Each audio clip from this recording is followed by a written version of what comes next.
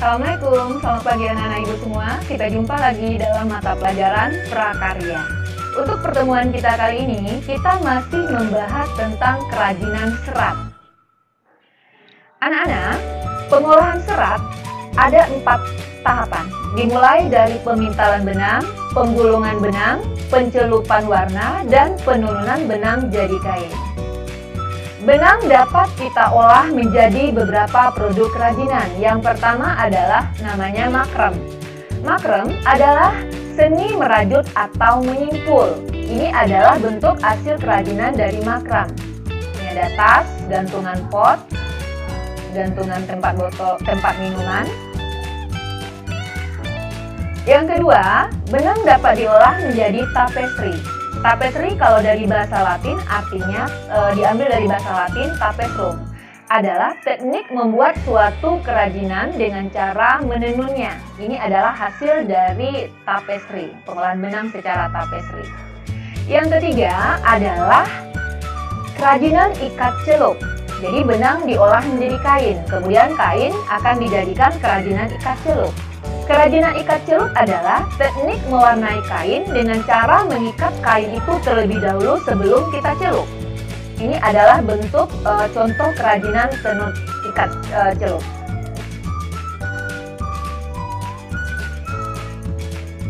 Proses produksi kerajinan serat.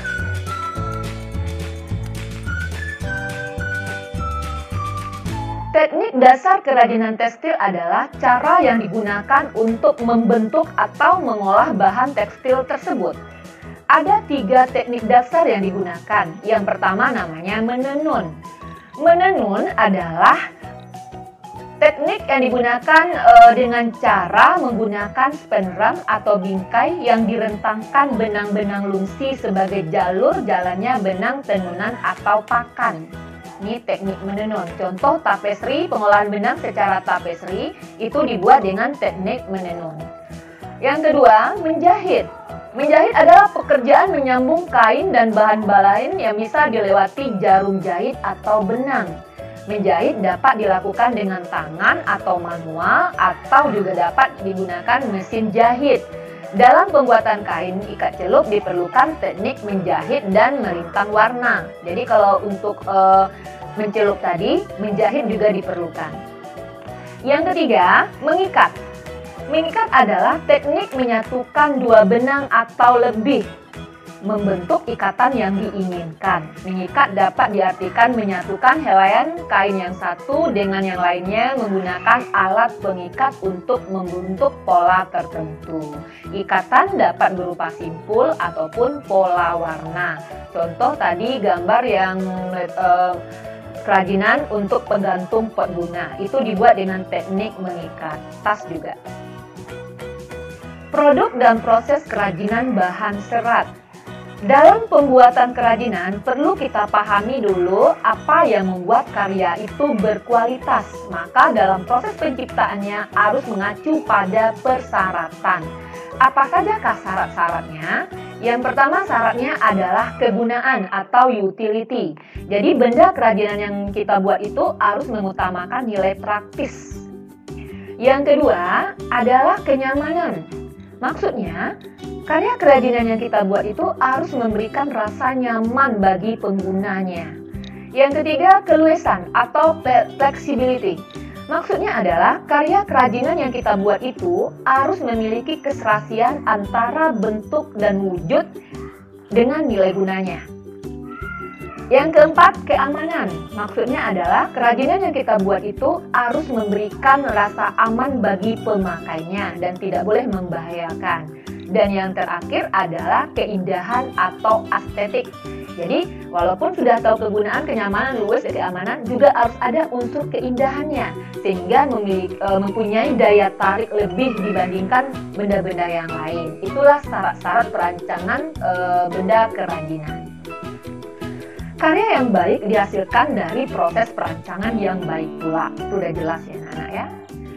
Apa sajakah proses perancangan karya kerajinan? Ada 8 proses. Yang pertama menentukan bahan dan jenis kerajinan. Kemudian baru kita menggali ide. Kita menggali ide dari berbagai sumber. Yang ketiga, membuat beberapa sketsa karya. Yang keempat, kita tentukanlah sebuah karya terbaik. Setelah kita kali ide dari berbagai sumber, dari YouTube atau dari mana, kita buat sketsanya, kita pilih karya yang terbaik. Kemudian kita kumpulkan alat dan bahan yang diperlukan. Kalau semuanya sudah, barulah kita mulai membuat karya kerajinan. Karya kerajinan yang sudah kita buat, kita evaluasi karya tersebut. Apakah sudah memenuhi 5 syarat perancangan tadi?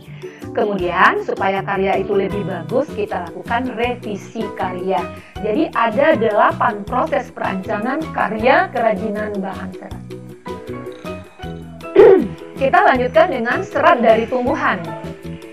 Serat dari tumbuhan, misalnya serat dari pelepah pisang. Pisang adalah tumbuhan yang banyak tumbuh di negara kita.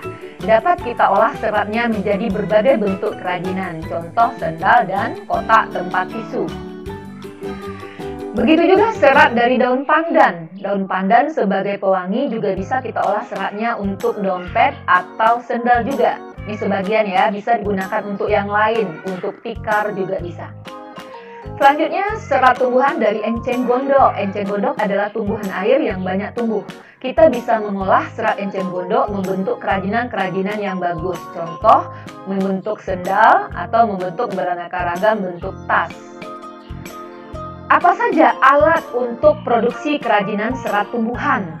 Kita tentu memerlukan alat untuk memproduksi kerajinan serat. Yang kita perlukan adalah gunting, kemudian pit cutter, pisau, kemudian ini lem tembak, dan yang terakhir adalah penjahit ya, jarum jahit.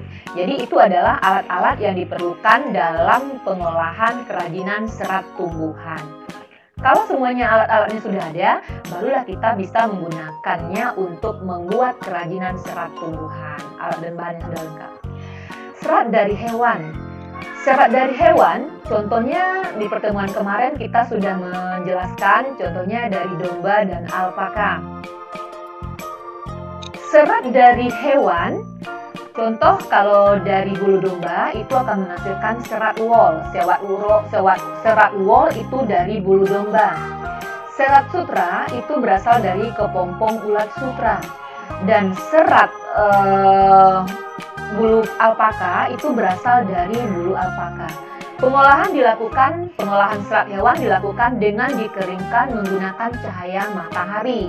Cara pengolahan serat hewan mengikuti tahapan, mulai dari pembersihan dengan pencucian, dikeringkan, kemudian baru dipintal menjadi benang. Produk hasil dari serat hewan ini contohnya misalnya adalah wol ya, produk dari wol misalnya ada rompi dari wol, sal dari wol.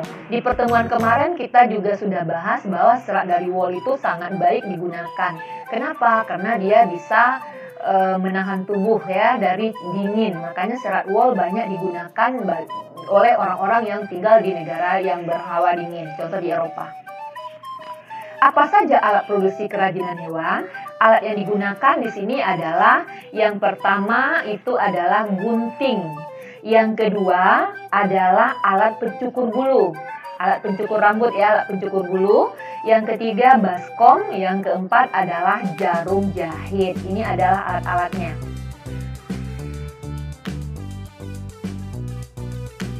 Oke, anak-anak ibu, itulah materi kita untuk hari ini.